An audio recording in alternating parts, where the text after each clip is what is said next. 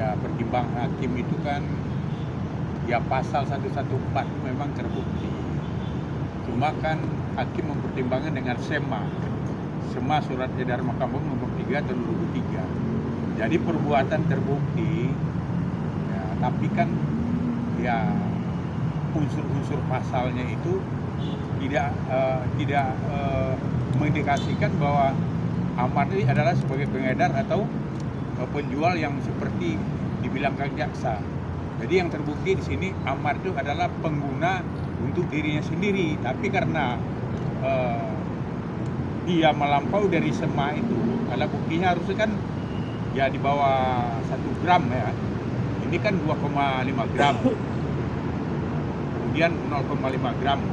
Nah, berarti kan melebihi SEMA nomor 10. Nah, berarti ada SEMA yang terbaru.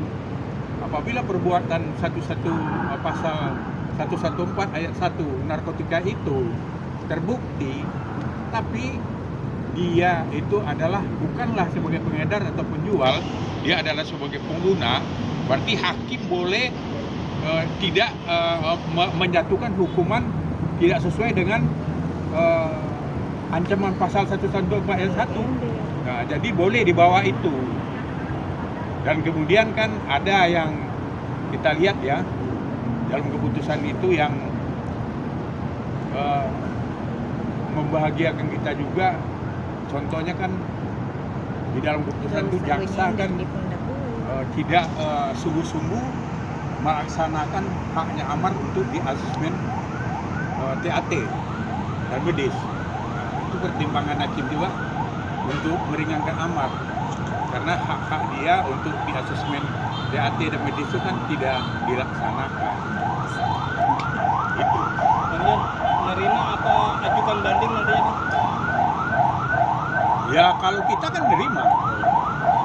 Kalau jaksa tanya nanti sama jaksanya. Bang, mungkin tadi sempat hakim juga mengatakan apa terkait bahwa amar tidak dibukti untuk artinya dalam bisnis narkoba itu. Artinya ada pernyataan yang tidak sesuai fakta bang dalam persidangan. Ada langkah-langkah hukum nggak sih bang yang bakal amar? Ya seperti saya lihat kan nama itu kan haknya jaksa ya. Cuma kan saya udah bilang bahwa kan dakwaan jaksa itu kan asumsi.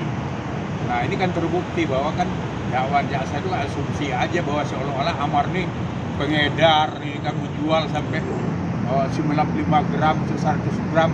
Ya tapi kan buktinya nggak ada. Nah, akhirnya itu kan diperimbang hakim. Memang kalau bukti itu nggak ada. Yang ada itu cuma 2,5 gram sama 0,5 gram ya ganja itu. Jadi ya sama-sama kita buktikan sekarang. Berarti hakim yakin memang amar ini bukanlah sebagai pengedar dan penjual, dia cuma pemakai. Nah, ya karena cuma ya hakim memutuskan karena melebihi dari surat edaran Mahkamah Agung nomor 10 itu kan harusnya kan alat buktinya yang bisa dilakukan rehabilitasi itu kan di bawah 1 gram. Nah, jadi itu. Jadi ya clear sekarang bahwa amar ini bukan penjual dan pengedar. Amar ini adalah penyalahgunaan narkotika untuk dirinya sendiri. Tidak ada satupun yang dirugikan oleh amar. Jadi dia bukan penjahat, dia bukan sindikat narkotika, dan dia bukan terlibat dalam jaringan narkotika. Lagian mungkin pakai komunikasi sama Amar, bang mungkin kan kemarin anaknya ulang tahun nih bang, seperti apa sih mungkin sempat cerita nggak sih ke bang Jen bersama ketemu anak? Ya saya 2 hari ini kan sibuk juga, jadi ya belum sempat berkomunikasi. Yang jelas sekarang kan ya tugas kami sebagai PH kan udah selesai dengan diputusnya perkara ini, dan Amar udah menerima, kita udah menerima. Tapi terkait rehabilitasi akan terus diperjuangkan nggak bang di kasus setelah pidana nanti? Oh iya, itu kan nanti gini. Ini yang kelemahannya dulu Amar itu sini. Seharusnya begitu dia selesai menjalankan hukuman, itu harusnya kan seperti orang operasi lah, harus berobat jalan dulu lah.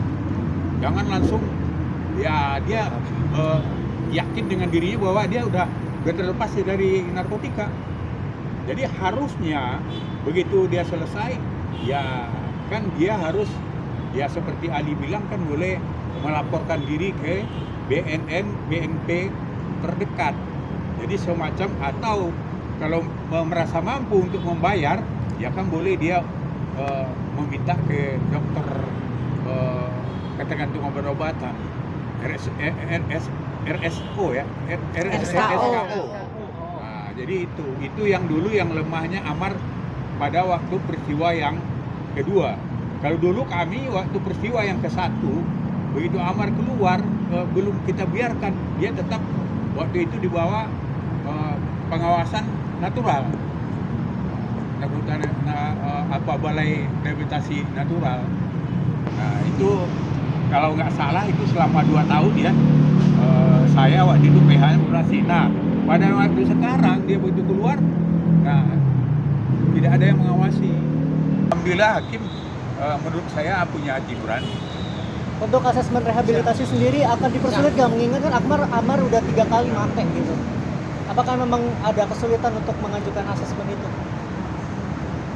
Ya asesmen itu kan udah diajukan. Oh, udah ada juga. Contohnya kan BNNP ya tidak melaksanakan itu. Tapi kan dalam pertimbangan hakim tadi kan itu udah dikatakan oleh hakim dalam pertimbangannya bahwa ada ketidakseriusan dari pihak JPU untuk tidak melaksanakan penetapan hakim yang memerintahkan untuk di asesmen TAT dan medis itu. Tapi setelah putusan 3 tahun ini, kalau itu masih bisa berkurang nggak sih Bang, nanti Bang Amar dengan ini Bang konsep sendiri gitu? Oh iya, pastilah. Kita lihat Jessica itu kan hukumannya 20 tahun. Dia cuma menjalani berapa? 8 tahun ya? Iya. Nah, karena di situ kan di program itu kan ada namanya asimilasi, ada remisi, ada bebas bersyarat, ya kan? Ada juga cuti menjelang keluar. Jadi banyak. Ya insya Allah ya mungkin ya Amar tidak akan lama, jadi ya insya Allah bisa ketemu klien lagi lah, mungkin dalam suasana yang berbeda. Bang, kalau nggak bisa bayar denda 1 miliar mungkin diganti sama berapa? Oh biasanya kan itu 3 bulan. Sama. Bang, sebagai statement penegasan aja Amar sendiri ada putusan berapa Bang, sebagai penegasan aja Bang, statement putusan hari ini hasilnya Putusan hari ini Amar dihukum 3 tahun ya, denda 1 miliar dengan subsidiar kurungan, apabila diganti dengan subsidiar kurungan itu 3 bulan.